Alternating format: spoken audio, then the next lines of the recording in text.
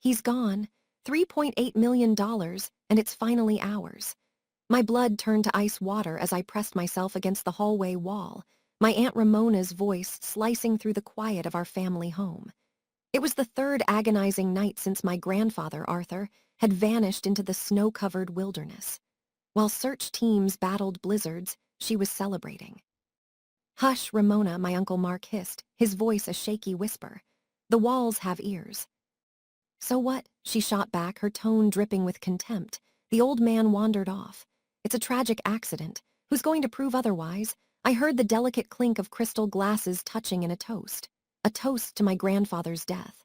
My father was still out in the freezing night, his hope dying with every hour. My mother hadn't slept in days, her face a roadmap of grief, and they were celebrating. My hands were shaking so badly I could barely grip my phone. I slid it from my pocket, opened the voice memo app, and pressed record. "If you're watching this, you need to hit that subscribe button right now, because the truth I uncovered about this so-called accident will leave you speechless. And I promise you, the ending is the most satisfying kind of justice you could ever imagine." Let me rewind to the beginning, to show you exactly how two people I thought I knew plotted to kill a 76-year-old man, and how the universe, with a little help from a stranger, made sure they paid the ultimate price. My name is Clara, and I'm a 27-year-old graphic designer living in Portland. My grandfather, Arthur Vance, was the definition of a self-made man. He built a regional shipping company from a single truck into a fleet worth nearly $4 million. In his original will, everything was to be split evenly between his two sons, my dad, Peter, and my uncle Mark. But then, about 6 years ago, everything shifted. Mark met Ramona. She was a stunning woman in her late 30s with a smile that could charm the venom from a snake. She moved through our family like a warm current, cooking Grandpa's favorite meals, driving him to appointments, and even learning a few phrases of Italian to connect with the heritage he shared with our late grandmother. At first, we were all fooled. We thought she was a blessing.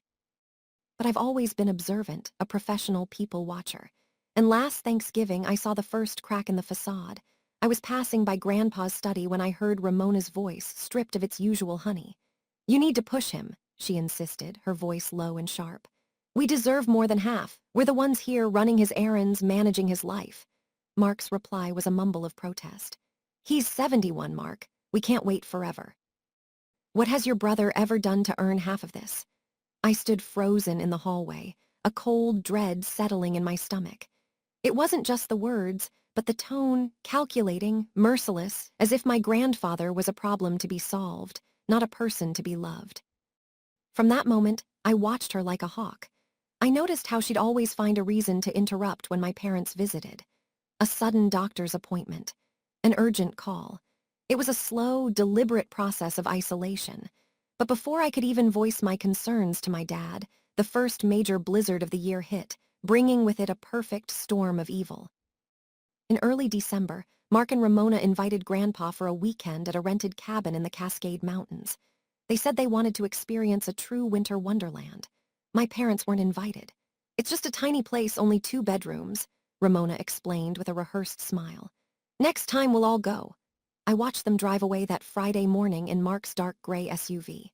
Grandpa waved from the passenger seat, his smile so trusting, so full of life. I didn't know it then, but that smile would vanish for a week. Something, maybe intuition, made me snap a photo of the car as it pulled away. That grainy photo would later become a critical piece of the puzzle. On Sunday afternoon, my parents' phone shattered the quiet of our home. I was in the kitchen with my mom when we heard my dad shout from the living room. "What? That's impossible." His face was ashen when we ran in. "Dad is missing," he stammered, the phone dangling from his hand. "Mark just called. He said Dad went for a walk alone this morning and never came back. The police are searching." My mother gasped, a hand flying to her mouth. In a blizzard, why would they let him go out alone? My heart hammered against my ribs.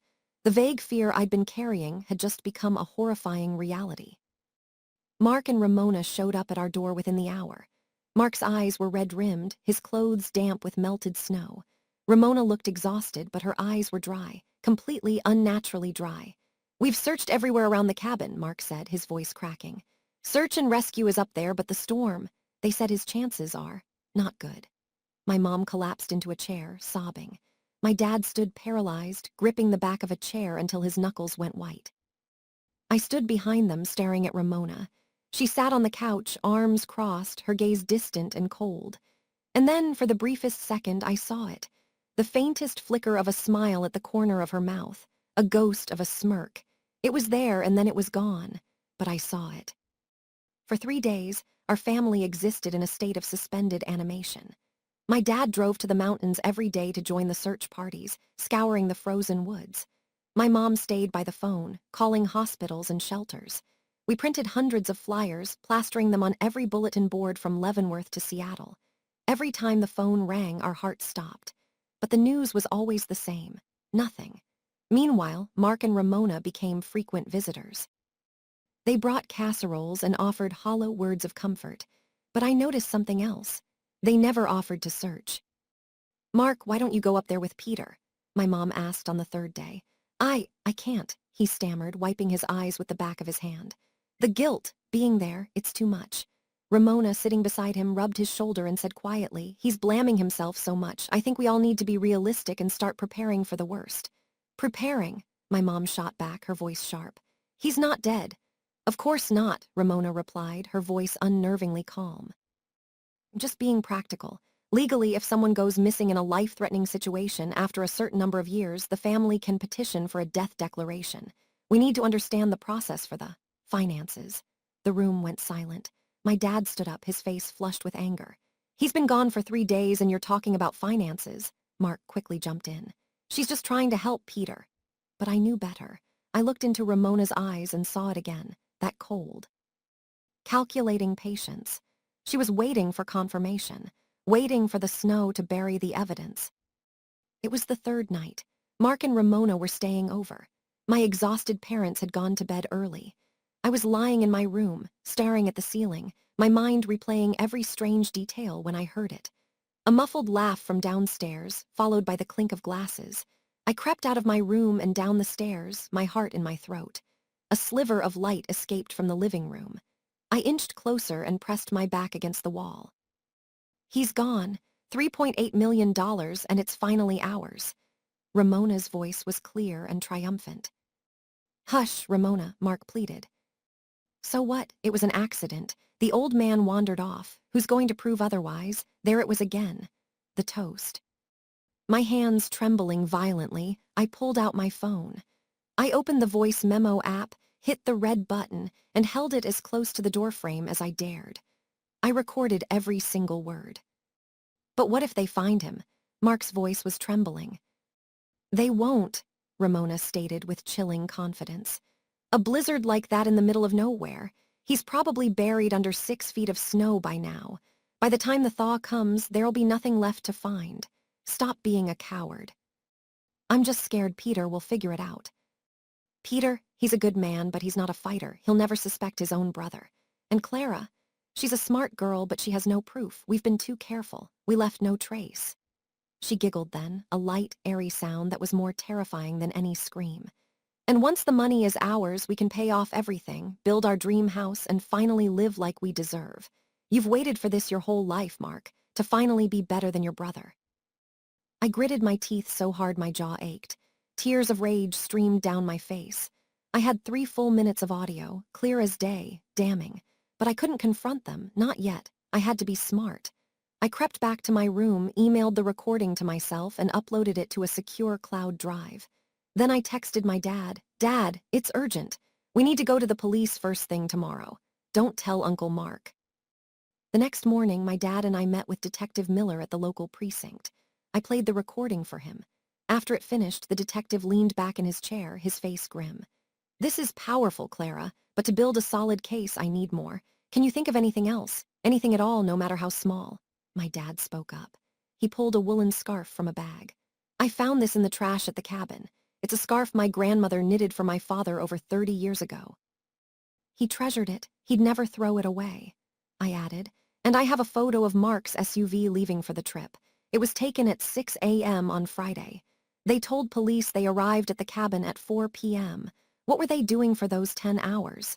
Detective Miller nodded, making notes. We'll look into their financials. If there's a strong motive, we can move forward.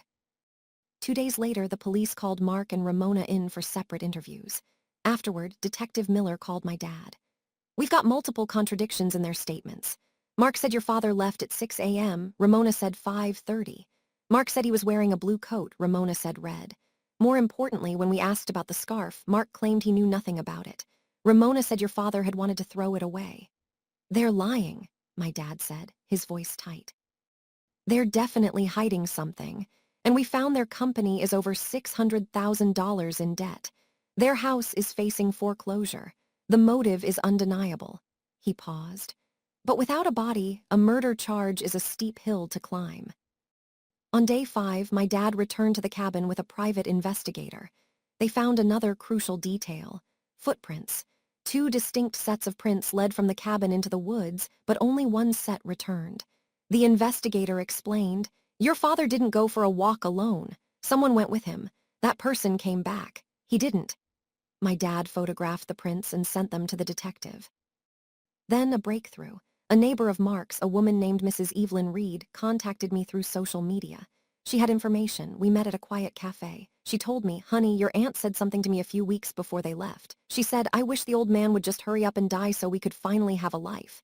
I thought she was just frustrated, but now I'm horrified. My heart pounded. She said that. Yes, and I saw her buy a book about wilderness survival. I asked her about it, and she said she wanted to learn how people get lost and succumb to the elements in the snow. It seemed so odd. I took a written statement from Mrs. Reed and asked her to be a witness. That evening, Mark and Ramona came over. They were still blissfully unaware of how deep the investigation was going. When my mom brought out the wool scarf and asked about it, Ramona's reaction was chillingly casual. "Oh, that old rag. Arthur said it was itchy and wanted it gone. I was just helping him declutter." "That's a lie," my mom cried, her voice breaking. "He would never part with this." Ramona just shrugged, her face a mask of cold indifference. "Believe what you want."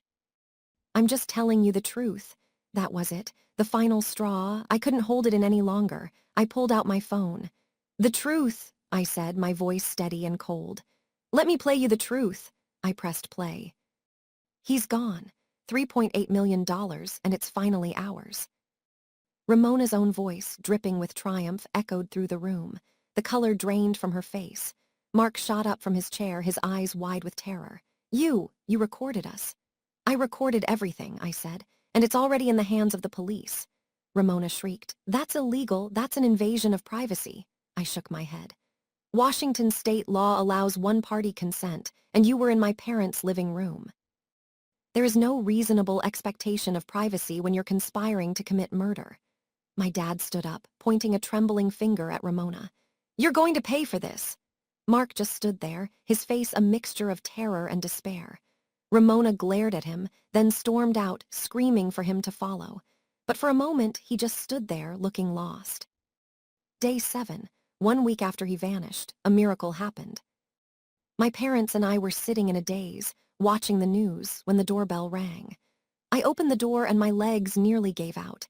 Standing there, gaunt, with an overgrown white beard and tattered clothes, was my grandfather.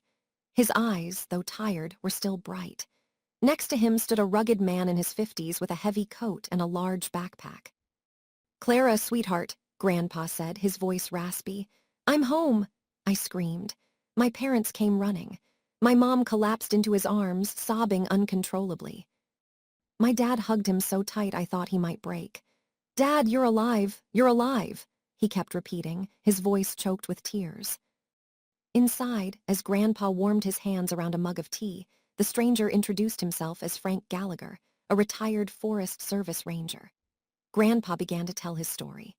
"That morning, Ramona woke me before dawn, said I had to go out and see the sunrise on the snow. I put on my coat and my old scarf. Mark said he'd grab the camera and follow in a minute. I walked a few hundred yards into the trees. Then I heard Mark's voice calling me from farther in. 'Dad, go a little further, the view is better up here.' I followed his voice, but he kept moving away. Then the blizzard hit with full force. I couldn't see a thing. I tried to find my way back, but I was lost. I fell down a ravine and the snow covered me." My mom gasped. Frank then spoke. "I was checking on an old emergency shelter I'd built years ago. Found him half frozen, barely conscious. I dragged him inside. He had severe hypothermia, couldn't move for days. I had no phone and the shelter is in a dead zone. I had to wait until he was strong enough to hike out. Grandpa's voice hardened. But I know what they did. They led me out there to die. They didn't come looking. They left me. When Mark and Ramona were summoned to the house, they had no idea what awaited them. When they walked in and saw Grandpa sitting in his armchair, the look on Ramona's face was one of pure, unadulterated terror. Mark froze, his mouth hanging open. "Surprised to see me?" Grandpa asked, his voice like ice. He didn't wait for an answer. He pulled out his phone. "Tom helped me find this in my coat. It still works. Let me show you something." He opened a text message thread. It was a conversation between Mark and Ramona, sent the night before the trip. "Ramona, tomorrow's the day. The blizzard will be perfect." "Mark, I'm scared. What if we get caught?" "Ramona, we won't. You just lead him away from the cabin. Let nature do the rest. Just make sure you come back alone." "Mark, and then what?" "Ramona, and then we wait. The snow will bury everything." The room fell into a profound, terrifying silence. Mark crumbled, falling to his knees. "Dad, I'm so sorry. I didn't want to. Ramona said we had no choice. The debt. The house." Ramona stood frozen, her face a contorted mask of rage and fear. "You weak, pathetic fool," she spat at Mark. Grandpa looked at them both, his eyes filled with a deep, sorrowful disappointment. "You were willing to kill me for money, my own son, my daughter-in-law. You will both face the consequences." The trial was held 3 months later in Portland. The courtroom was packed. The prosecution laid out a mountain of evidence.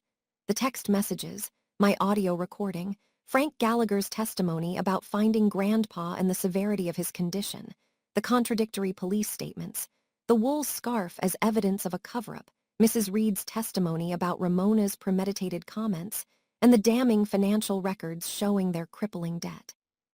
The most powerful moment came when Grandpa took the stand. "I trusted them with my life," he said, his voice clear and strong.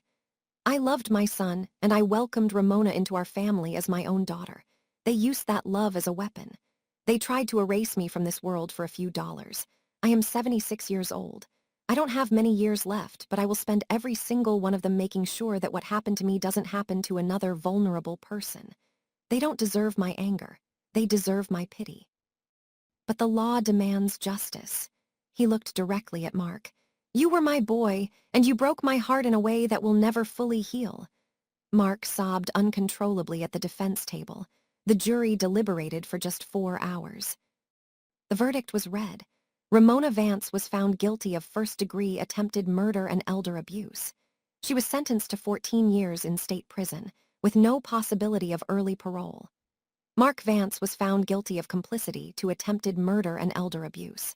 He was sentenced to 7 years, eligible for parole after 4 years with good behavior. The judge also ordered them to pay Grandpa $300,000 in restitution. As the bailiff led her away in handcuffs, Ramona screamed, "This is a travesty. That old man is a liar." But no one listened. Mark just hung his head, the weight of his betrayal finally crushing him. 6 months later, our lives had transformed. Grandpa established the Arthur Vance Foundation for the Protection of the Elderly, endowing it with $500,000. Its mission is to provide legal aid, public education, and support services for seniors facing abuse, neglect, or financial exploitation. My parents now run the foundation full-time. I volunteer there on weekends, helping with their digital outreach and designing educational materials. In its first year, we helped over 150 seniors reclaim their lives and their dignity. Mark writes letters from prison. They are full of remorse. He's learning a trade and has joined a rehabilitation program. He asks for forgiveness but says he understands if it never comes. My dad has visited him once. He came back and said, he's broken, but he's finally becoming the man he should have been. Grandpa hasn't visited, but he reads the letters. Time will tell, he says. Forgiveness is a journey, not a destination. As for Ramona, her appeals have been denied. She shows no remorse, and Grandpa has made it clear he will fight any attempt to shorten her sentence. One quiet evening, sitting on the porch with Grandpa watching the sunset, he turned to me and said, "You know, Clara, I almost let this make me bitter. But then I realized the best revenge is not just survival. It's using my second chance to build something good, to protect others. That's what truly defeats the darkness. I leaned my head on his shoulder, the old, familiar scent of him finally home. True family isn't just about blood. It's about the people who show up, who fight for you, who love you without condition. People like Frank Gallagher, a stranger who became a hero. And it's about choosing, every day, to let love be stronger than hate. If you or someone you know is experiencing elder abuse, please call the National Elder Abuse Hotline at 1-800-677-1116. You are not alone, and speaking up is the most profound act of love. If this story moved you, please hit that like button and subscribe to True Drama Chronicles for more incredible true stories. Share your thoughts in the comments below. Would you be able to forgive a family member who did this? Let's start a conversation.